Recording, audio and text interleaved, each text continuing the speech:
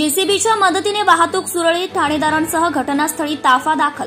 अखेर 2 दिवसांच्या अतिशय तप्त अशा उष्माधारी दिवसानंतर दिनांक 10 जून 2025 रोज मंगळवारला सायंकाळी 5:30 वाजेच्या दरम्यान हवामानातील अचानक बदलामुळे कमी दाबाचा पट्टा निर्माण होऊन विजेच्या कडकडाटासह जोरदार वादळी पावसाने सुरुवात केल्याने भिवापूर नागपूर रोडवरील कारगाव ते मानोरा दरम्यान असलेल्या राज्यमार्गावर शेकडो झाडे कोलमडून पडले।